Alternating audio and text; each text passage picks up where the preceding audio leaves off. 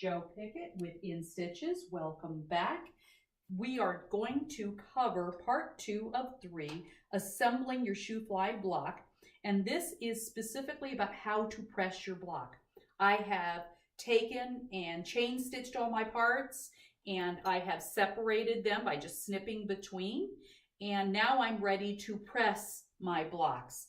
Now, it's critical for you to press every block the same way so that your assembling of the final quilt gives you a series of blocks that have seams that nest properly.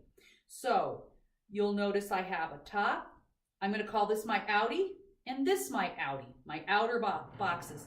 These are my outies and this is my innie. So when we're pressing, I want to press my outies, innie, and my innie, outie.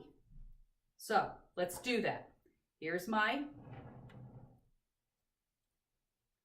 outie is going to go innie.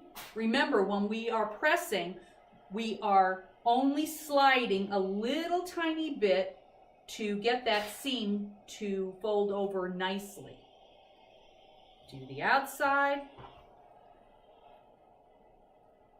I just slide a little tiny bit, give it a shot of steam, set to the side. Now, this is the innie, it gets pressed outie.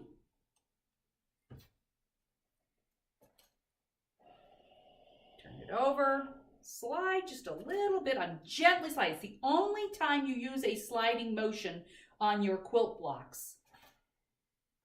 And that's just to get that seam to open up nicely. Set it to the side. Final one.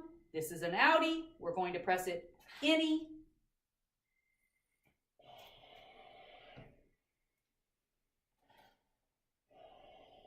Flip it over.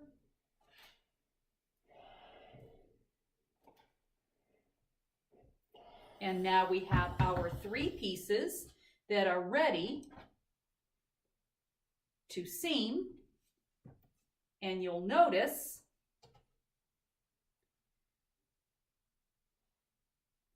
that my seams nest. Got to have my right sides together. Your seams nest beautifully. Look at that. So you're going to be preparing this for stitching next. That's step 3, part 3 of assembling your Shoo-Fly block. Thank you.